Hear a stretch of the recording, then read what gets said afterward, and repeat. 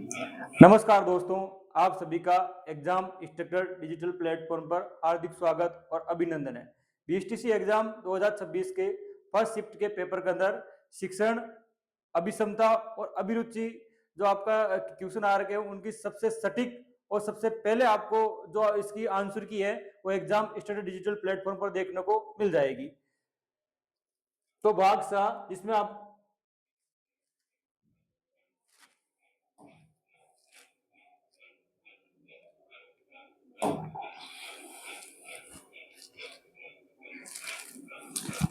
देर का है भाग सा, और भाग सा के अंदर आपका था शिक्षण, अभिक्षमता और अभिरुचि। इसके आपके 50 क्वेश्चन पूछे गए थे। और तो पहला क्वेश्चन है, निम्नलिखित में से कौन सा शिक्षण अभिगम प्रक्रिया का तत्व नहीं है। क्वेश्चन पूछा हुआ है, आपको ऑप्शन 4 ऑप्शन दे रखा है, इनमें कौन सा आपका शिक्षण जो अभिगम प्रक्रिया है इसका तत्व नहीं है। ऑप्शन नंबर 1 शिक्षक, ऑप्शन नंबर 2 शिक्षार्थी, ऑप्शन नंबर 3 माता पिता, ऑप्शन नंबर 4 पाठ्याचार्य। आपके शिक्षक, शिक्षार्थी और पाठ्याचार्य है जो आपका शिक्षण अधिगम प्रक्रिया उसका भाग है। और नहीं, कौन सा भाग नहीं है ये क्वेश्चन पूछा गया तो इनका हो जाएगा माता पिता। इसका आंसर हो जाएगा ऑप्शन नंबर सी। अगला क्वेश्चन, जब कोई शिक्षक विद्यार्थी को कुछ जानकारी देना चाहता है तो कौन सी संप्रेषण कौशल का इस्तेमाल करेगा। तो ऑप्शन नंबर 1 बोलना लिखना, ऑप्शन नंबर 2 बोलना पढ़ना, ऑप्शन नंबर 3 दे रखा है पढ़ना और लिखना, ऑप्शन नंबर 4 दे रखा है बोलना और सुनना। मतलब एक शिक्षक है जो आप विद्यार्थियों को कुछ कहना चाहता है तो उसमें आपका कौन से आपका जो संप्रेषण का प्रयोग करेगा वो आपका बोलना और लिखना। इसका आंसर हो जाएगा ऑप्शन नंबर 1 बोलना और लिखना। अगला क्वेश्चन दे रखा है, विद्यार्थियों में सामाजिक संवेदनशीलता पैदा करने के लिए किस तरह का अनुशासन सबसे स्थायी है। क्वेश्चन पूछ रखा है कि आपके विद्यार्थियों के अंदर जो सामाजिक संवेदनशीलता है वो पैदा करने के लिए किस प्रकार का जो अनुशासन सबसे प्रभावी है। तो प्रभावशाली अनुशासन, दो ऑप्शन नंबर 2 दमनकारी अनुशासन, ऑप्शन नंबर 3 मुक्तिवादी अनुशासन, ऑप्शन नंबर 4 आत्मा अनुशासन। तो आपका जो प्रभावशाली अनुशासन है ये नकारात्मक भाव दे रहा है, गलत हो जाएगा। मुक्तिवादी अनुशासन ये भी नकारात्मक भाव दे रहा है, और दमनकारी अनुशासन है ये भी आपका नकारात्मक भाव दे रहा है। जो आत्मा अनुशासन है इनके माध्यम से आपके जो विद्यार्थियों में सामाजिक संवेदनशीलता पैदा की जा सकती है। इसका आंसर हो जाएगा ऑप्शन नंबर 4। अगला क्वेश्चन, सामाजिक संवेदनशीलता का मतलब क्या है। क्वेश्चन पूछ रखा है कि आपके सामाजिक संवेदनशीलता है उसका मतलब क्या है। तो ऑप्शन नंबर 1 दे रखा है कि दूसरों की भावना और विचारों को समझने की क्षमता, ऑप्शन नंबर 2 दे रखा है दूसरों के बारे में बात करने की क्षमता, ऑप्शन नंबर 3 दे रखा है सामाजिक अंत क्रिया के संकेतों को समझने की क्षमता, ऑप्शन नंबर 4 दे रखा है सामाजिक अभिव्यक्ति को पहचानने की क्षमता। तो आपको देखना है कि इसमें सामाजिक संवेदनशीलता का जो मतलब होता है वो दूसरों की भावनाओं और विचारों को समझने की क्षमता। सामाजिक संवेदनशीलता मतलब क्या होता है, दूसरों की भावनाओं को समझने, भावनाओं और विचारों को समझने की क्षमता, वो आपका सामाजिक संवेदनशीलता कहलाती है। ऑप्शन नंबर 1 इसका आंसर सही हो जाएगा। अगला दे रखा है, प्राथमिक विद्यालय के शिक्षक का व्यवसायिक दृष्टिकोण से मुख्य रूप से किस गुण को दर्शाता है। तो आपका प्राथमिक विद्यालय है उसका जो शिक्षक है उसका व्यवसायिक दृष्टिकोण है जो मुख्य रूप से कौन से गुण को दर्शाता है, ये क्वेश्चन पूछा गया है। ऑप्शन नंबर 1 व्यक्तिगत सुविधा, तो ये कथन गलत हो जाएगा क्योंकि आपका नकारात्मक भाव दे रहा है। ऑप्शन नंबर 2 दे रखा है विद्यार्थियों के प्रति प्रतिस्पर्धा, ऑप्शन 3 दे रखा है आर्थिक लाभ, आर्थिक लाभ भी नकारात्मक भाव दे रहा है। ऑप्शन नंबर 4 दे रखा है सामाजिक प्रतिष्ठा। तो आपका जो प्राथमिक विद्यालय का जो शिक्षक है इसका व्यवसायिक दृष्टिकोण है हमेशा विद्यार्थियों के प्रति प्रतिबद्धता, मतलब इसका प्रथम आपका जो क्या होना चाहिए, जो आपका प्राथमिक जो शिक्षक होता है उसका आपके विद्यार्थियों के प्रति कटिबद्धता प्रतिबद्धता जो गुण है यह सबसे आपका सकारात्मक भाव देगा। तो इसका आंसर हो जाएगा ऑप्शन नंबर बी। अगला क्वेश्चन, शिक्षा का अधिकार अधिनियम 2009 में किन कक्षाओं के लिए सीईई को अनिवार्य किया गया है। तो आपके मतलब शिक्षा का अधिकार अधिनियम तो 2009 के अंदर आता है, उसमें आपका जो समग्र शिक्षा और मूल्यांकन जो पद्धति है वो कौन सी कक्षाओं के लिए लागू किया गया है, कक्षा 1 से लेकर कक्षा 8 तक के विद्यार्थियों के लिए। तो इसका आंसर हो जाएगा ऑप्शन नंबर 3 कक्षा 1 से लेकर 8 तक विद्यार्थियों के लिए सीई आपका जो कार्यक्रम है समग्र एवं मूल्यांकन जो पद्धति है उनको लागू करने का अनिवार्य किया गया है। अगला क्वेश्चन दे रखा है, कक्षा कक्ष में विद्यार्थियों की रचनात्मकता विकसित करने के लिए सबसे अच्छा तरीका कौन सा रहेगा। ये क्वेश्चन पूछ रखा है कि जो कक्षा में आपके जो विद्यार्थियों की रचनात्मकता है उनको विकसित करने का सबसे अच्छा तरीका कौन सा है? ऑप्शन नंबर ऑप्शन नंबर दे रखा है इसमें, रचनात्मकता विकसित करने का तरीका पर भाषण। ऑप्शन नंबर दो दे रखा है रचनात्मकता के उदाहरण देना। ऑप्शन नंबर 3 दे रखा है आपके रचनात्मक सोच के लिए प्रोत्साहित करना। ऑप्शन नंबर 4 दे रखा है रचनात्मकता विकसित करने के लिए हाथों से की जाने वाली गतिविधि। तो इसका आंसर हो जाएगा ऑप्शन नंबर 4, रचनात्मकता विकसित करने के लिए जो हाथों से की जाने वाली गतिविधि है, ये आपके सबसे अच्छा तरीका है। इनके आपको विद्यार्थियों को आसानी से समझाया जा सकता है। इनका आंसर हो जाएगा ऑप्शन नंबर 4। अगला क्वेश्चन, जब कोई शिक्षक अपने विद्यार्थियों को नक्शा बनाने में दक्ष बनाना चाहता है तो वो कौन सी आपके जो शिक्षण रणनीति का इस्तेमाल करेगा? कोई यदि शिक्षक है अपने विद्यार्थियों को जो नक्शा बनाने के लिए उसको मतलब परिपूर्ण बनाना चाहता है, दक्ष बनाना चाहता है, तो इसमें से कौन सी आपकी जो प्रक्रिया है वो रणनीति का प्रयोग करेगा? ऑप्शन दे रखा है व्याख्यान, ऑप्शन नंबर बी दे रखा है प्रदर्शन, ऑप्शन 3 दे रखा है अभ्यास, ऑप्शन नंबर 4 दे रखा है भूमिका निभाना। तो इसमें हो जाएगा कि आपके अभ्यास के द्वारा जो शिक्षक होता है विद्यार्थियों को नक्शा बनाने के लिए दक्ष बना सकता है। तो इसका आंसर हो जाएगा ऑप्शन नंबर सी, अभ्यास कार्य। अगला क्वेश्चन दे रखा है कौन सी नेतृत्व शैली के अनुयायियों को अपनी क्षमता पहचानने की प्रोत्साहित करती है? तो वो नेतृत्व शैली को मतलब नेतृत्व शैली के अनुयायियों को अपनी क्षमता पहचानने की जो प्रोत्साहित करती है, तो आदिम नेतृत्व ऑप्शन नंबर 1, ऑप्शन नंबर 2 प्रेरणादायक नेतृत्व है, ऑप्शन नंबर 3 दे रखा है लेन देन संबंधी नेतृत्व है, ऑप्शन नंबर 4 दे रखा है नौकरशाही नेतृत्व है। तो इसका आंसर हो जाएगा प्रेरणादायक नेतृत्व है। तो प्रेरणादायक नेतृत्व के माध्यम से आपके नेतृत्व शैली के अनुयायियों को अपनी क्षमता पहचानने में प्रोत्साहित करता है। तो इसका आंसर हो जाएगा ऑप्शन नंबर बी, प्रेरणादायक नेतृत्व है। अगला क्वेश्चन पूछा निम्नलिखित में से CCE सतत मूल्यांकन की विशेषता नहीं है। जो आपका समग्र एवं आपका सतत मूल्यांकन है तो उसका मतलब आपकी उसकी विशेषता नहीं है। ऑप्शन नंबर 1 दे रखा नियमित मूल्यांकन, ये सही है। इकाई परीक्षण की आवृत्ति, ये भी सही है। और मूल्यांकन एक बार होने वाली घटना और इसमें सीखने की कमियों का निदान, तो इसमें आपके जो कौन सा इसकी विशेषता नहीं है? मूल्यांकन एक बार होने वाली घटना, क्योंकि मूल्यांकन एक बार नहीं, मूल्यांकन आपको बार बार कर सकते हो मूल्यांकन। ये आपकी जो CCE की जो सतत मूल्यांकन की विशेषता नहीं है। इसका आंसर हो जाएगा ऑप्शन नंबर सी। अगला क्वेश्चन, शिक्षक का व्यवसायिक दृष्टिकोण सबसे अधिक किसमें सहायक होता है? जो आपका एक शिक्षक होता है, शिक्षक का जो व्यवसायिक दृष्टिकोण होता है वो आपके सबसे अधिक किसमें आपका सहायक होता है? ऑप्शन नंबर 1 अनुशासन बनाए रखने में, ऑप्शन नंबर 2 विद्यार्थियों के अधिगम में सुधार करना, ऑप्शन नंबर 3 कार्यभार कम करना क्योंकि ये नकारात्मक भाव दे रहा है, ऑप्शन नंबर 4 है इसमें दे रखा छुट्टियां बनाना, ये भी नकारात्मक भाव दे रहा है, और अनुशासन बनाए रखना और आपके विद्यार्थियों के अधिगम में सुधार करना, ये दोनों सकारात्मक भाव दे रहा है। तो इसमें सबसे अधिक जो आपका जो सहायक होगा वो होगा विद्यार्थियों के अधिगम में सुधार करना। इसका आंसर हो जाएगा ऑप्शन नंबर बी, विद्यार्थियों के अधिगम में सुधार करना। अगला क्वेश्चन, संदेश में सभी जरूरी जानकारी होनी चाहिए। संप्रेषण कौशल का यह मूल सिद्धांत निम्नलिखित में से किससे संबंधित है? तो आपका संदेश है, संदेश में निम्नलिखित में से जानकारी होनी चाहिए, ये संप्रेषण का कौन सा मूल सिद्धांत को से संबंधित है? ये क्वेश्चन पूछ रखा है। स्पष्टता, संक्षिप्तता, पूर्णता और इसमें दे रखा है आपके ठोसपन। तो इसका आंसर हो जाएगा आपका पूर्णता। जो आपका मतलब सभी जानकारी यदि आपके संदेश के अंदर है तो क्या हो जाएगी? पूर्ण जानकारी। तो इसका तो कौन सी विशेषता हो जाएगी? आपके पूर्णता हो जाएगी। ऑप्शन नंबर सी इसका आंसर होगा। अगला क्वेश्चन दे रखा है निम्नलिखित में से कौन सा रचनात्मक बच्चे का गुण नहीं है? आपका दे रखा है कि रचनात्मक बच्चे होते हैं तो उसका कौन सा आपका गुण नहीं दर्शाता है? बुद्धिमत्ता, ये सही है इसमें। निर्भरता, आत्मविश्वासी, ये भी सही है। मौलिक विचार भी होना चाहिए एक रचनात्मक बच्चे के लिए। उसमें कौन कौन से गुण होने चाहिए? आपके मौलिक विचार होने चाहिए, सही है। आत्मविश्वासी होना चाहिए, बुद्धिमत्ता होनी चाहिए। तो निर्भरता है, यह इसका निर्भरता गुण नहीं होना चाहिए, यह इसका गलत हो जाएगा। Option number B. अगला क्वेश्चन दे रखा है अधिगम प्रक्रिया में इनाम किस प्रकार का प्रेरक है जो शिक्षक विद्यार्थियों को देता है? अधिगम प्रक्रिया के अंदर इनाम किस प्रकार का जो प्रेरक है जो आपके शिक्षक है जो विद्यार्थियों को देता है? बाहरी, आंतरिक, जैवजनित और शारीरिक। तो इसका आंसर हो जाएगा बाहरी। ऑप्शन नंबर ए है जो आपके इनाम है, जो प्रेरक तत्व है जो आपके शिक्षक है जो विद्यार्थियों को देता है वो उसका जो बाहरी अधिगम का प्रकार है।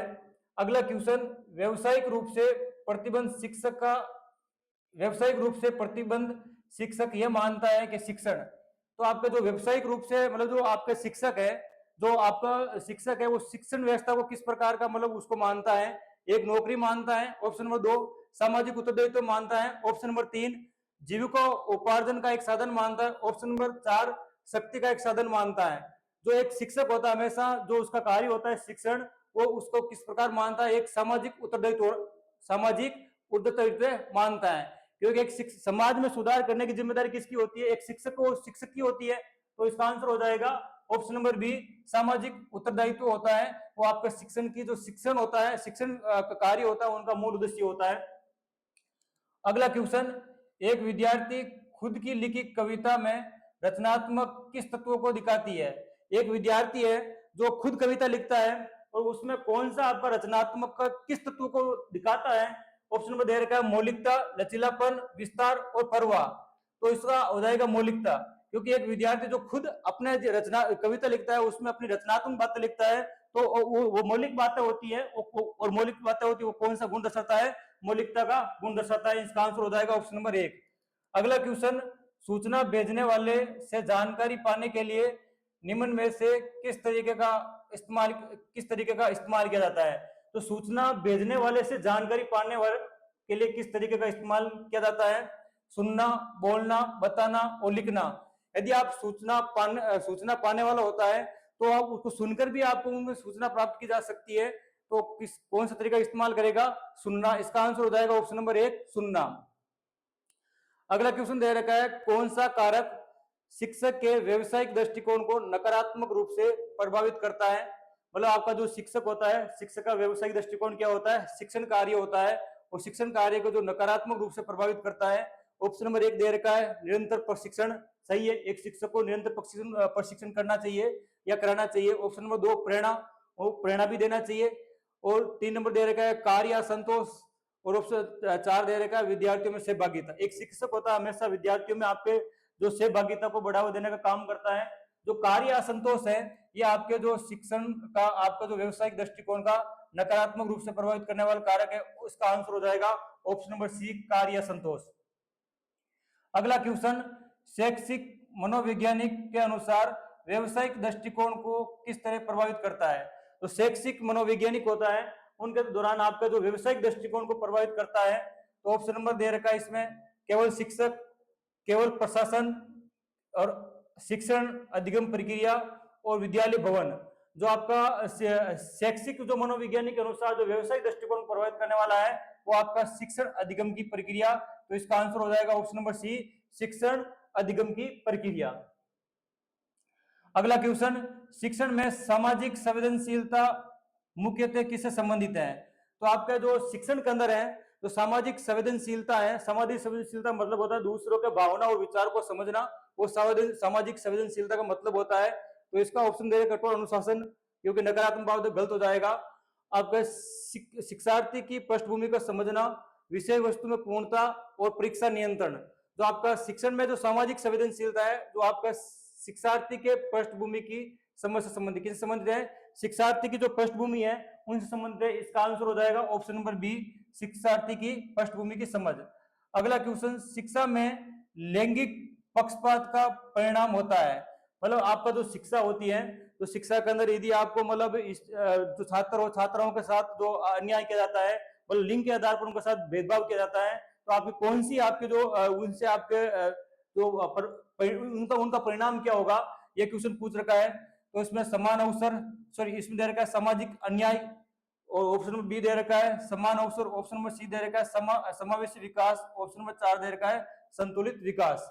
तो आपके जो एक शिक्षण व्यवस्था के अंदर आपको जो लिंग आपका आपके छात्रों छात्राओं के साथ जो भेदभाव होता है उनसे आपके हमेशा सामाजिक अन्याय की जो आपका परिणाम इनका क्या परिणाम निकलेगा, आपका सामाजिक अन्याय। तो इसका आंसर हो जाएगा ऑप्शन नंबर 1। अगला क्वेश्चन, सकारात्मक कक्षा वातावरण बनाए रखने में किसकी जिम्मेदारी होती है। एक कक्षा के अंदर अनुकूल या सकारात्मक या अच्छा वातावरण बनाने में किसकी भूमिका होती है, ये क्वेश्चन पूछे, ये किसकी जिम्मेदारी होती है। ऑप्शन नंबर 1 छात्रों की, ऑप्शन नंबर 2 विद्यालय प्रशासन की, ऑप्शन नंबर 3 शिक्षकों की, ऑप्शन 4 अभिभावकों की। तो तो एक कक्षा में जो सबसे अच्छा वातावरण या अनुकूल या सकारात्मक वातावरण बनाने की जिम्मेदारी हमेशा एक शिक्षक की होती है। किसकी होती है? शिक्षक की होती है। तो इसका आंसर हो जाएगा ऑप्शन नंबर सी, शिक्षक। अगला दे रखा है साई के रूप में शिक्षक का अर्थ क्या होता है। अगला क्वेश्चन पूछ रखा है आपसे कि साई के रूप में एक शिक्षक का अर्थ क्या होता है। ऑप्शन नंबर दे रखा है अधिगम प्रक्रिया में शिक्षार्थियों को मार्गदर्शन देना। ऑप्शन नंबर बी दे रखा है तैयार उत्तर देना। ऑप्शन नंबर 3 दे रखा है आपके कक्षा पर प्रभुत्व बनाना। ऑप्शन नंबर 4 दे रखा है छात्रों की अंतक्रिया को सीमित करना। तो आपके जो सहायक रूप से जो शिक्षक का अर्थ होता है वो अधिगम प्रक्रिया में शिक्षार्थियों को मार्गदर्शन देना। एक जो सहायक जो शिक्षक होता है उनका काम होता है आपके जो आपके पढ़ने वाले उनसे जो शिक्षार्थी होते हैं उनको एक अच्छा मार्गदर्शन दिखाना। तो इसका आंसर हो जाएगा ऑप्शन नंबर 1। इसका आंसर क्या हो जाएगा? Option number 1। अगला क्वेश्चन सक्रिय स्वर्ण का अर्थ है। सक्रिय स्वर्ण का अर्थ है क्वेश्चन पूछ रखा है। ऑप्शन नंबर दे रखा है इसमें। ऑप्शन नंबर 1 बिना प्रतिक्रिया सुनना। ऑप्शन नंबर 2 वक्ता को बाधित करना। ऑप्शन नंबर 3 समझना और प्रतिक्रिया देना और संदेश की अनदेखी करना। जो सक्रिय स्वर्ण होता है जो आपको मतलब सुनने की जो आप प्रत्यक्ष रूप से सुनते हो तो प्रत्यक्ष सुनने के बाद उसको समझना चाहिए और समझने के बाद प्रतिक्रिया देना चाहिए। तो इसका आंसर हो जाएगा ऑप्शन नंबर सी। तो सक्रिय स्वर्ण का अर्थ क्या होता है कि मतलब आप सही तरीके से सुनना, सुनने के बाद आपको जो समझना और समझने के बाद उनको प्रतिक्रिया देना। तो इसका आंसर हो जाएगा ऑप्शन नंबर सी। अगला है संप्रेषण एक प्रक्रिया है। तो संप्रेषण एक प्रक्रिया है विचारों और सूचनाओं का आदान प्रदान करने की, आदेश देने की। और 3 नंबर ऑप्शन दे रखा है केवल संदेश लिखने की। ऑप्शन नंबर 4 दे रखा है केवल सुनने की। संप्रेषण, संप्रेषण का मतलब होता है आदान प्रदान, विचारों का आदान प्रदान, सूचनाओं का आदान प्रदान ही क्या कहलाता है? संप्रेषण कहलाता है। तो इसका हो जाएगा विचारों और सूचनाओं के आदान प्रदान करने की जो प्रक्रिया होती है उसको हम क्या कहते हैं? संप्रेषण कहते हैं। इसका आंसर हो जाएगा ऑप्शन नंबर 1। अगला क्वेश्चन CCE का उद्देश्य क्या है? इसका हो जाएगा समग्र और सतत मूल्यांकन है। इसका उद्देश्य क्या है? अधिगम अधिगम अवसर ऑप्शन नंबर दे रखा है। ऑप्शन नंबर बी दे रखा है शिक्षक की भूमिका। ऑप्शन नंबर 3 दे रखा है परीक्षा तनाव। ऑप्शन नंबर 4 दे रखा है छात्र सहभागिता। जो आपके समग्र एवं जो सतत मूल्यांकन है इसका जो अच्छा मूल्यांकन करना जिससे आपके छात्रों के अंदर जो परीक्षा संबंधी तनाव है वो और भय है उनको कम करने से संबंधित है। तो इसका आंसर हो जाएगा परीक्षा का तनाव। ऑप्शन नंबर सी इसका आंसर सही होगा। अगला क्वेश्चन दे रखा है सृजनात्मकता को विकसित करने में शिक्षक की क्या भूमिका होती है। मतलब सृजनात्मकता को विकसित करने में एक शिक्षक की क्या भूमिका होती है। ऑप्शन नंबर एक है इसमें दे रखा है कठोर नियम को लागू करना। ऑप्शन नंबर बी तैयार उत्तर देना। ऑप्शन नंबर 3 रटत अधिगम पर बल देना। ऑप्शन नंबर 4 दे रखा है इसमें खोज और प्रश्न पूछने के लिए प्रोत्साहित करना। मतलब व्यक्ति स्वयं के अंदर जो सृजनात्मकता विकसित करने के लिए एक शिक्षक की भूमिका होती है कि वो उसमें खोज और प्रश्न पूछने को प्रोत्साहित करना। तो इसका आंसर हो जाएगा ऑप्शन नंबर 4 खोज एवं प्रश्न पूछने के लिए प्रोत्साहित करना। अगला क्वेश्चन अपसारी चिंतन का संबंध किनसे है। अपसारी चिंतन का संबंध किनसे ये क्वेश्चन पूछ रखा है आपसे। तो ऑप्शन दे रखा है सृजनात्मकता। ऑप्शन नंबर बी दे रखा है बुद्धिमत्ता। ऑप्शन नंबर 3 दे रखा है स्मृति। ऑप्शन नंबर 4 दे रखा है आदत निर्माण। तो अपसारी चिंतन है इनका संबंध हमेशा सृजनात्मकता किनसे है? सृजनात्मकता से है कि व्यक्ति के अंदर आपको मतलब सृजनात्मकता का भाव विकसित करना जिनसे वो व्यक्ति है जो उसके अंदर प्रश्न पूछ सकता है और उसके अंदर आपको ध्यान रखना जो खोज कर सकता है नहीं। तो वो गुण क्या कहलाता है? सृजनात्मकता। इसका आंसर हो जाएगा ऑप्शन नंबर 1। अगला क्वेश्चन मूल्य शिक्षा के लिए कौन सी विधि सबसे उपयुक्त है। मतलब मूल्य शिक्षा के लिए कौन सी विधि इसमें सबसे उपयुक्त ये क्वेश्चन पूछ रखा है। ऑप्शन नंबर 1 दे रखा है व्याख्यान विधि। ऑप्शन नंबर 2 दे रखा है अभ्यास विधि। ऑप्शन नंबर 3 दे रखा है श्रुतलेख विधि। ऑप्शन नंबर 4 दे रखा है कहानी सुनाने की विधि। जो आपका मूल्य शिक्षा जो विधि के लिए सबसे उपयुक्त विधि है वो कहानी सुनाने की विधि। इसका आंसर हो जाएगा ऑप्शन नंबर डी कहानी सुनाने की विधि है जो आपके मूल्य शिक्षा के लिए सबसे उपयुक्त विधि है। अगला क्वेश्चन दे रखा है एक लोकतांत्रिक नेता सम्मानित होता है। मतलब जो आपके लोकतांत्रिक नेता होती है जो जनता का सोचने वाला नेता होता है जो जनता के हित में कार्य करने वाला नेता होता है वो सम्मानित होता है। अकेले निर्णय लेता है ये कथन गलत हो जाएगा क्योंकि जो एक नेता लोकतांत्रिक नेता होता है वो हमेशा सामूहिक निर्णय लेता है। ऑप्शन नंबर 2 हो जाएगा सहभागिता को प्रोत्साहित करता है। ये सही है लोगों के मध्य आपके सहभागिता मिलजुल कार्य करने की जो भावना उसको विकसित करने का काम करता है। ऑप्शन नंबर 3 दे रखा है कठोर नियंत्रण रखता है। ऑप्शन नंबर 4 उत्तरदायित्व से बचाता है। तो इसका जो एक लोकतांत्रिक नेता होता है इसमें हमें सामान्यतः कौन सा गुण होना चाहिए? आपके सहभागिता को प्रोत्साहित करता है और लोगों के मध्य एक दूसरे को काम करने के लिए उसको प्रोत्साहित करता है, उसे क्या कहते हैं, सहभागिता। इसका आंसर हो जाएगा ऑप्शन नंबर बी, सहभागिता को प्रोत्साहित करता है। अगला क्वेश्चन, निर्माणात्मकता निर्माणात्मक मूल्यांकन का उद्देश्य है। निर्माणात्मक मूल्यांकन का उद्देश्य क्या है? तो इसमें ऑप्शन नंबर दे रखा है छात्रों को रैंक देना, ऑप्शन नंबर 2 अंतिम परिणाम आंकना, ऑप्शन नंबर 3 दे रखा है प्रतिस्पर्धा को बढ़ाना, ऑप्शन नंबर 4 दे रखा है अधिगम जो प्रक्रिया में सुधार करना। जो आपका निर्माणात्मक जो मूल्यांकन है उसका हमेशा जो उद्देश्य होता है कि वो अधिगम प्रक्रिया में सुधार करना। क्या होता है? अधिगम प्रक्रिया है उसमें सुधार करना। तो इसका आंसर हो जाएगा ऑप्शन नंबर 4, अधिगम प्रक्रिया में सुधार करना। अगला क्वेश्चन, निम्नलिखित में से कौन सा शब्द है जो अधिगम की प्रकृति का वर्णन नहीं करता है? जो इसमें से आपके 4 ऑप्शन दे रखे हैं, इसमें से कौन सा जो आपका शब्द है या ऑप्शन है तो आपके अधिगम की जो प्रकृति है उसको वर्णित नहीं करता है? ऑप्शन नंबर 1 प्रक्रिया, ऑप्शन नंबर 2 उत्पाद, ऑप्शन नंबर आपका 3 है उद्देश्यपूर्ण, ऑप्शन नंबर 4 है आपके सतत। तो इसमें आपका जो अधिगम की जो प्रकृति का वर्णन नहीं करता है वो करता है उत्पाद। ऑप्शन नंबर बी, ये आपका इसका आंसर गलत हो जाएगा, तो ऑप्शन नंबर बी इसका सही आंसर होगा। अगला क्वेश्चन है, निम्नलिखित में से कौन सा विकल्प विद्यार्थियों में सामाजिक संवेदनशीलता विकसित करने में शिक्षक की भूमिका को वर्णन करता है? क्या विद्यार्थियों के अंदर जो हमेशा सामाजिक संवेदनशीलता है वो विकसित कौन करता है? एक शिक्षक करता है। कौन करता है? एक शिक्षक करता है। तो इसमें आपका मतलब शिक्षक की भूमिका क्या है? प्रशासक की, प्रबंधक की, जांचकर्ता या प्रेरक? तो इसमें आपके जो शिक्षक की भूमिका का वर्णन करता है वो करता है एक प्रशासक की, क्योंकि जो आपके विद्यालय होता है, विद्यालय में प्रशासक कौन होता है? एक शिक्षक होता है। वो एक शिक्षक ही हमेशा आपके विद्यार्थी में सामाजिक संवेदनशीलता विकसित करता है। तो इसका आंसर हो जाएगा ऑप्शन नंबर 1। अगला क्वेश्चन, सामाजिक संवेदनशीलता है, मतलब सामाजिक संवेदनशीलता को परिभाषित करने वाला क्वेश्चन पूछ रखा आपसे। तो सामाजिक ऑप्शन नंबर 1 है दूसरों के प्रति सहानुभूति रखने की क्षमता, और ऑप्शन नंबर बी दे रखा है दूसरों की स्थिति को समझने की क्षमता, और ऑप्शन सी दे रखा है ए और बी, ऑप्शन नंबर डी दे रखा है ना ए और ना ही बी। तो एक सामाजिक संवेदनशीलता होता है कि जो आपके समाज में रहने वाले जो लोग होते हैं उनके प्रति सहानुभूति और उनके बारे में आपकी स्थिति को समझने की क्षमता। तो इसका आंसर हो जाएगा आपका ऑप्शन नंबर सी। तो ये दोनों आपके यहाँ कथन ए और ऑप्शन ए और जो ऑप्शन बी है वो सामाजिक संवेदनशीलता है उनके उद्देश्य को पूर्ण करता है। तो इसका आंसर हो जाएगा ऑप्शन नंबर सी, ए और बी दोनों सही है। अगला क्वेश्चन, निम्नलिखित में से कौन सा कथन यह प्रदर्शित करता है कि विद्यार्थी संवेदनशील है? मतलब आपके 4 कथन दे रखा है, इसमें से कौन से जो कथन है जो आप ये प्रदर्शित करता है कि विद्यार्थी संवेदनशील है? तो ऑप्शन दे रखा है इसमें एक, उनमें केवल शाब्दिक अभिव्यक्तियों के माध्यम से भावनाओं विचारों के समझने की क्षमता। ऑप्शन नंबर बी दे रखा है आप साप्ताहिक अभिव्यक्तियों के माध्यम से भावना विचारों की समझने की क्षमता। ऑप्शन नंबर 3 दे रखा उसमें पूर्वाग्रह के आधार पर स्वयं और दूसरों को स्वीकार करने की क्षमता। ऑप्शन नंबर 4 दे रखा साप्ताहिक और असाप्ताहिक अभिव्यक्तियों के माध्यम से भावना और विचारों को समझने की क्षमता। तो इसमें ऑप्शन नंबर 4 सही हो जाएगा। इसमें साप्ताहिक और असाप्ताहिक जो अभिव्यक्तियों के माध्यम से भावनाओं और विचारों को समझने की क्षमता, तो इसका आंसर ये हो जाएगा जिससे आपको विद्यार्थियों के अंदर, जिससे विद्यार्थी आप क्या हो सके, संवेदनशील का गुण विकसित हो सके। इसका आंसर हो जाएगा ऑप्शन नंबर 4। अगला क्वेश्चन, निम्नलिखित में से कौन सा शिक्षक के व्यवसायिक दृष्टिकोण का मूल घटक है? जो क्योंकि एक शिक्षक का जो व्यवसायिक दृष्टिकोण होता है उनका क्या होता है? शिक्षण। क्या होता है? शिक्षण।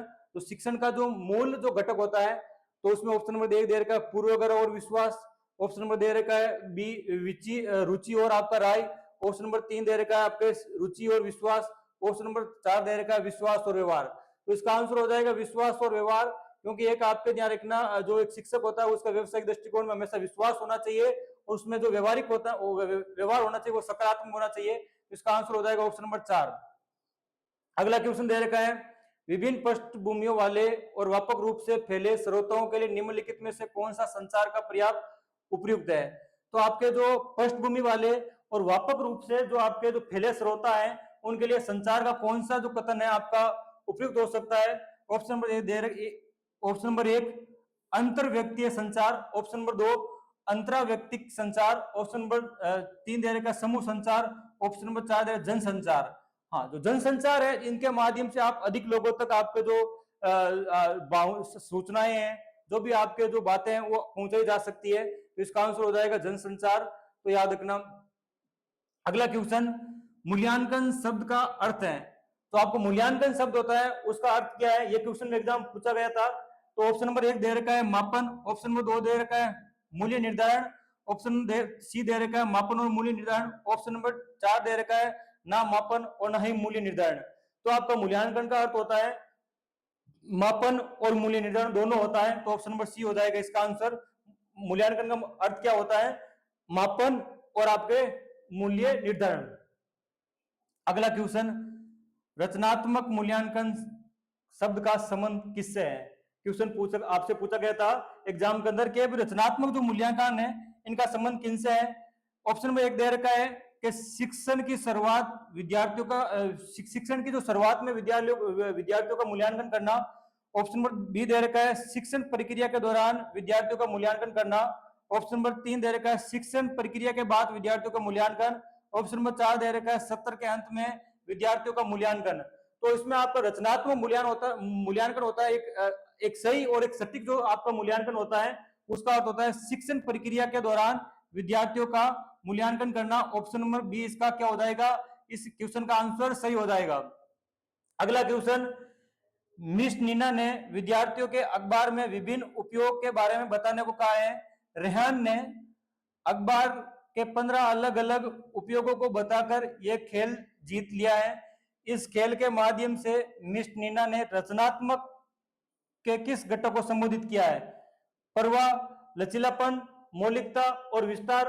तो उन्होंने ध्यान रखना आपके जो रचनात्मक है उनके कौन से घटक का उल्लेख किया, आपके वो प्रवाह, कौन सा, इसका आंसर हो जाएगा ऑप्शन नंबर 1 प्रवाह। अगला क्वेश्चन, एक शिक्षक कक्षा के नेता के रूप में तब सफल होता है जब उसकी अनुपस्थिति में भी, मतलब एक जो शिक्षक होता है कक्षा में तब सफल होता है कि जब उसकी अनुपस्थिति में भी। ऑप्शन नंबर 1 दे रखा है कक्षा में विद्यार्थी आपस में बातचीत में व्यस्त रहे। ऑप्शन नंबर 2 विद्यार्थी कक्षा में शांति से बैठे। ऑप्शन नंबर 3 विद्यार्थी अपना काम करने में व्यस्त रहे। ऑप्शन नंबर 4 विद्यार्थी खेलों में व्यस्त है।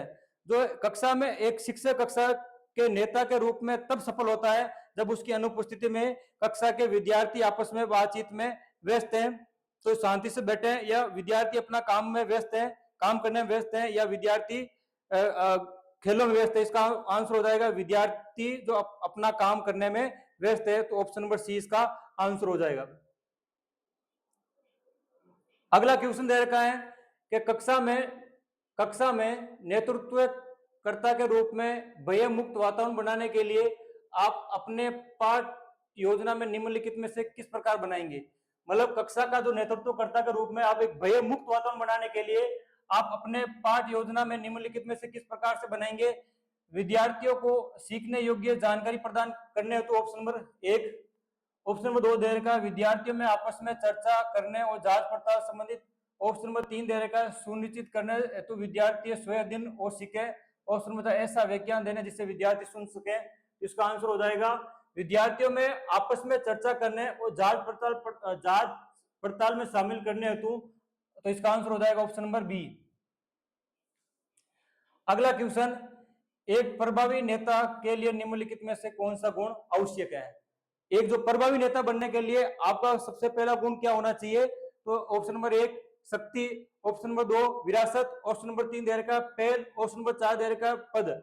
तो एक प्रभावी नेता बनने के लिए सबसे जरूरी होता है पहल, कि आगे बढ़कर किसी भी कार्य करने के लिए जो शक्ति होती है, क्षमता रखता है, वो एक अच्छा नेता बन पाता है। तो इसका आंसर हो जाएगा पहल, तो ऑप्शन नंबर सी इसका आंसर हो जाएगा इस क्वेश्चन का। अगला क्वेश्चन, सीखने के संदर्भ में निम्नलिखित में से कौन सा कथन सही नहीं है। जो आप सीखने के संदर्भ में निम्नलिखित में से कौन सा कथन सही नहीं है, क्वेश्चन पूछ रखा है। ऑप्शन नंबर 1 सभी बच्चे स्वाभाविक रूप से सीखने के लिए प्रेरित होते हैं, बच्चे कई तरीके से सीखते हैं। ऑप्शन नंबर सी सभी बच्चे सीखने में सक्षम होते हैं और मध्यस्थता के बिना सीखना संभव नहीं है। तो मध्यस्थता के माध्यम से हमेशा सीखा जा सकता है, क्योंकि मध्यस्थता के माध्यम से अपने विचारों को शेयर किया जा सकता है। तो इसका आंसर हो जाए कौन सा कथन आपका सही नहीं है, मध्यस्थता के बिना आपको सीखना संभव नहीं है। इसका आंसर ऑप्शन नंबर डी है, वो गलत हो जाएगा। अगला क्वेश्चन, दो या दो से अधिक व्यक्तियों के बीच होने वाला ऐसा संप्रेषण जो इनके बीच एक संप्रेषणीय संबंध स्थापित करता है तो कहलाता है। जो आपका दो या दो से अधिक व्यक्तियों के मध्य ऐसा संप्रेषण तो उनके मध्य संप्रेषणीय संबंध स्थापित करता है, तो वो कहलाता है अंतरव्यक्तिगत संचार, पारंपरिक संचार, जनसंपर्क संचार और निर्देशित संचार। तो इसका आंसर हो जाएगा जो पारंपरिक संचार, मतलब दो या दो से अधिक जो व्यक्तियों के मध्य जो संचार होता है, जो संप्रेषणीय संबंध स्थापित करता है, उसको क्या कहते हैं? पारंपरिक संचार कहते हैं। तो इसका आंसर हो जाएगा ऑप्शन नंबर बी। अगला क्वेश्चन, एक सफल अध्यापक वो हैं जो विद्यार्थियों को सीखने के लिए प्रेरित करें। ऑप्शन नंबर बी, समय से पहले कोर्स पूरा करा दें। ऑप्शन नंबर 3 दे रखा है, विद्यार्थियों को नोट्स तैयार करने के लिए विद्यार्थियों को नोट्स तैयार करने में सहयोग करें और विद्यार्थियों को फेल करने में विश्वास नहीं करें। एक सफल अध्यापक वो होता है जो हमेशा विद्यार्थियों को सीखने के लिए प्रेरित करे। इसका आंसर हो जाएगा ऑप्शन नंबर 1। अगला क्वेश्चन, आप अपने विद्यार्थियों को भावनात्मक और मनोगत्यात्मक पक्ष के विकास का आंकलन करने हेतु क्या करना चाहेंगे? ऑप्शन नंबर 1 दे रखा है, एक मनोवैज्ञानिक प्रशिक्षण प्रशासित करेंगे। ऑप्शन नंबर 2, मनोचिकित्सक द्वारा जांच करवाएंगे। ऑप्शन नंबर 3 दे रखा है, निरंतर साहित्यिक, सांस्कृतिक, खेलकूद गतिविधियों को आयोजन कराएंगे। ऑप्शन नंबर 4, उपलब्धि प्रशिक्षण को प्रशासित करेंगे। तो आपका जो विद्यार्थियों में भावनात्मक और मनोव्ययात्मक जो पक्ष है, इनके विकास करने के आप निरंतर साहित्यिक और सांस्कृतिक खेलकूद गतिविधियों को अपनाएंगे। इसका आंसर हो जाएगा ऑप्शन नंबर सी। अगला क्वेश्चन, व्यक्ति का वो गुण जिससे यह पता चलता है कि वो समस्याओं को कितने तरीकों से समाधान करना जानता है। तो आपके जो व्यक्ति का जो वो गुण जिससे पता चलता है कि वो समस्याओं को कितने तरीकों से समाधान करना जानता है, तो ये गुण क्या कहलाता है? क्वेश्चन ऑप्शन नंबर 1 प्रभाविता, ऑप्शन नंबर बी लचीलापन, ऑप्शन नंबर सी मौलिकता, ऑप्शन नंबर 3 विस्तारण। जो आप व्यक्ति का ऐसा गुण होता है जो आपके समस्याओं को मतलब कितने तरीकों से आपको हल कर सकता है, तो ये गुण कहलाता है उसका लचीलापन। क्या कहलाता है? लचीलापन। ऑप्शन नंबर बी इसका सही हो जाएगा।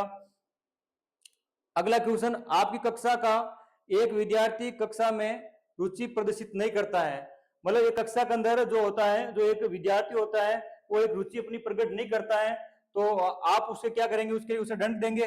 ऑप्शन नंबर 1 दे रखा है। ऑप्शन नंबर बी, उसे कक्षा से बाहर निकाल देंगे। ऑप्शन नंबर 3, इसके पीछे के कारण का पता करेंगे।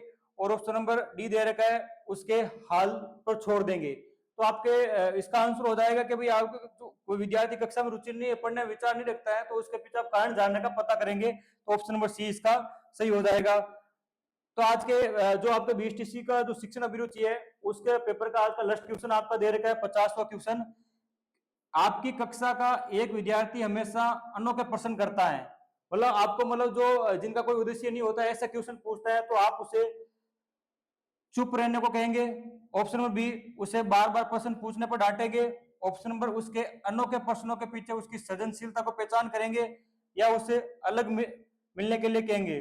तो उसका हो जाएगा, इसका आंसर हो जाएगा ऑप्शन सी, उसके अनोखे प्रश्नों के पीछे उसकी सृजनात्मक पहचानने का प्रयास करेंगे। तो आज हमने जो बीएसटीसी पेपर के अंदर जो आपके शिक्षण अभिरुचि है, उसके आप पेपर के अंदर जो आपका उसकी सटीक आंसर की हमने सॉल्यूशन समाधान करवाया है, आप इनसे मिलान कर सकते हो। और आपका हम यही प्रार्थना करते हैं भगवान से कि आपका अच्छे से अच्छे नंबर आए।